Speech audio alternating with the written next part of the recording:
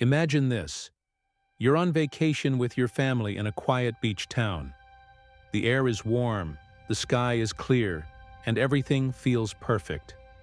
Your 3-year-old daughter is asleep just a few feet away in the apartment you rented. You check on her every 15 minutes. She's safe, peaceful, tucked under her blanket. But then, she's gone. No noise, no struggle, no broken window, no door left open. You search under the bed, behind the curtains, in the closet. You call her name. Nothing. It's as if she vanished into thin air. This isn't a scene from a crime movie. This is real life. This actually happened to Kate and Jerry McCann in May 2007, and the disappearance of their daughter Madeleine would soon become one of the most mysterious and haunting cases in modern history. To this day, there's no confirmed sighting, no definitive suspect, no body, just a trail of theories, failed leads, and a world still searching for the truth. What happened to Madeleine McCann? In this episode, we're going deep into the story that shook the world and ask the question that still haunts millions. How does a child vanish without a trace? Madeleine Beth McCann was born on May 12, 2003, in Leicester, England. She was the first child of Kate and Jerry McCann, two successful doctors who dreamed of building a loving, happy family. By all accounts, Madeleine was a bright, curious, and joyful little girl. She loved bedtime stories, playing with her younger twin siblings, and had a smile that lit up every room she entered. In the spring of 2007, the McCanns decided to take a break from their busy lives and planned a holiday with a group of friends in Praia da Luz, a small resort town on the southern coast of Portugal. They traveled with their children and a close-knit group of 7 other adults, many of them also parents. The plan was simple: relax, enjoy the beach, and spend time with their families. The group stayed at the Ocean Club Resort, a family-friendly location known for its calm atmosphere, tennis courts, and poolside tapas bar. It felt safe, even idyllic. No one could have imagined the horror that was about to unfold. Every evening, the adults followed the same routine. They'd put their kids to bed around 8:30 p.m., then gather at a nearby restaurant on the resort grounds. The apartment was just 50 yards away, close enough to check in on the children every 20 to 30 minutes. On the night of May 3rd, everything seemed normal. The kids were asleep. The parents were chatting over dinner. But just after 10 p.m., Kate McCann returned to the apartment for another check. The twins were still sound asleep, but Madeleine's bed was empty. When the alarm was raised, local police in Praia da Luz responded quickly. But almost immediately, mistakes began to pile up. Mistakes that may have cost the investigation its only real chance.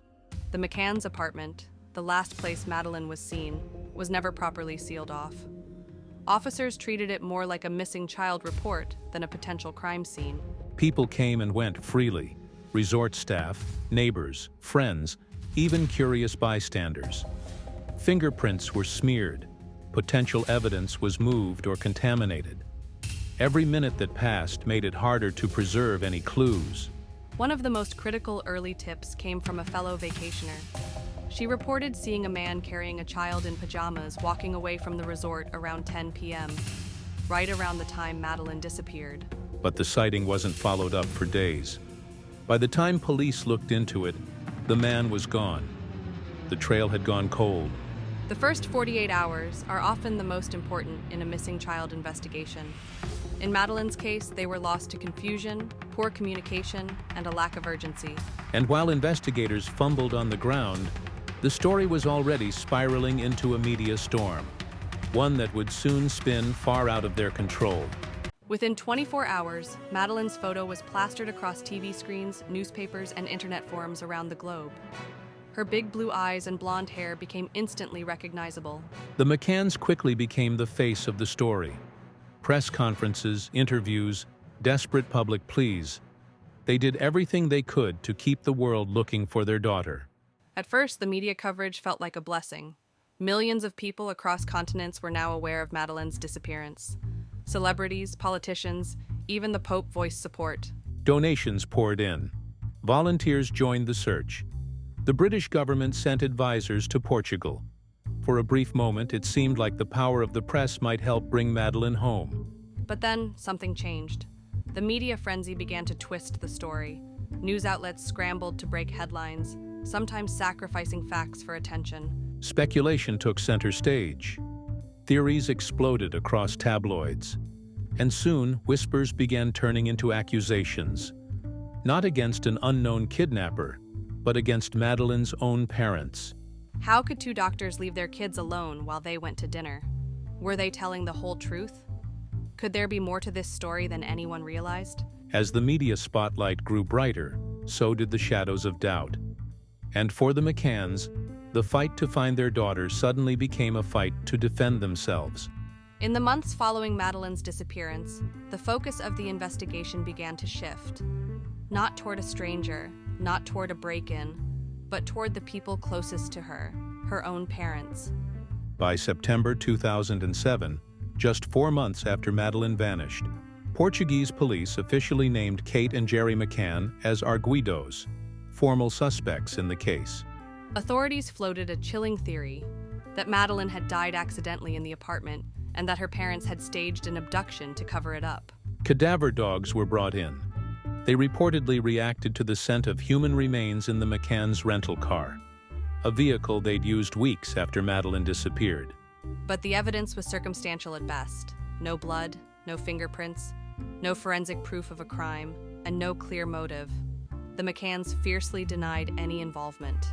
Back in the UK, public opinion began to fracture. Some still saw the McCanns as grieving parents.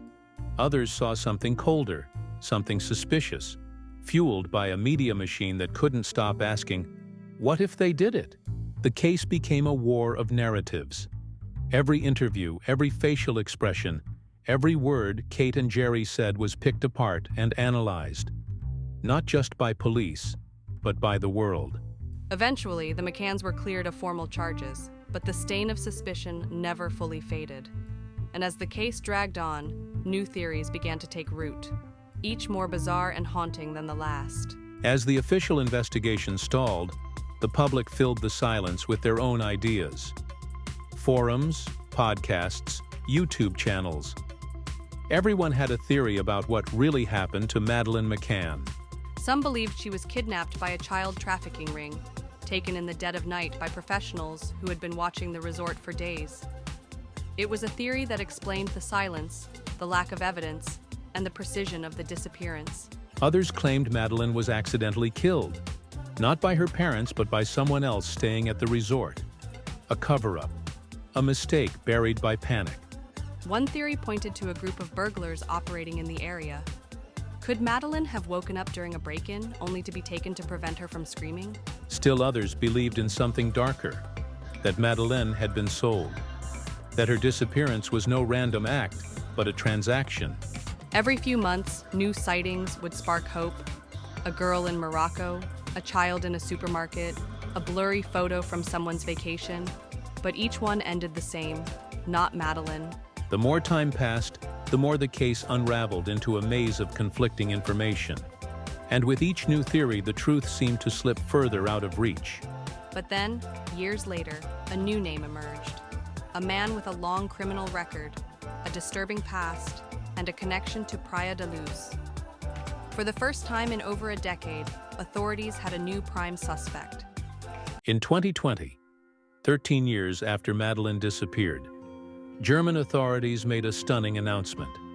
They had a new suspect, and this time, they believed they might finally be close to the truth. His name was Christian Bruckner, a 43-year-old German man with a long and disturbing criminal record, including convictions for child abuse and rape. At the time of Madeleine's disappearance in 2007, Bruckner had been living in a camper van near Praia da Luz. He was known to frequent the area, lived off the grid, and had no clear source of income.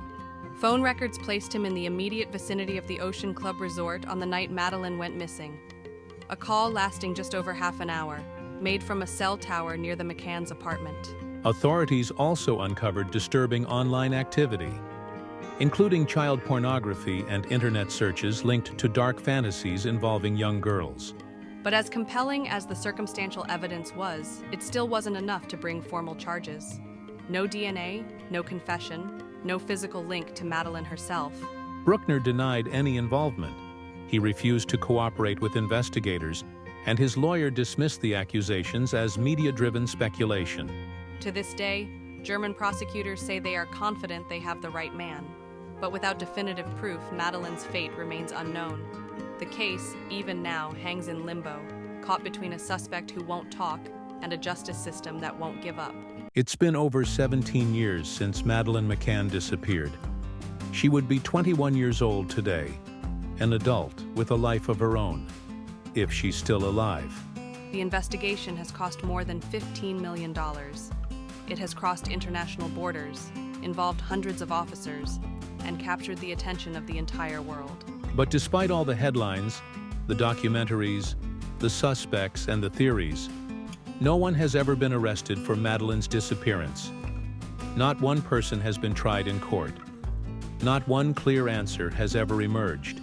The case has raised uncomfortable questions about how we treat victims, how the media feeds off tragedy, and how justice can sometimes feel just out of reach.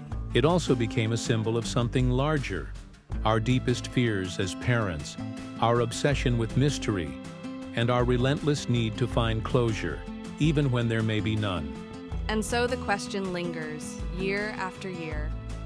What really happened to Madeleine McCann? Some believe we'll never know. Others believe the truth is still out there, waiting, hidden in a detail mist, a file forgotten, or a memory buried deep. But until that truth is found, one of the most haunting mysteries of our time remains exactly that, a mystery.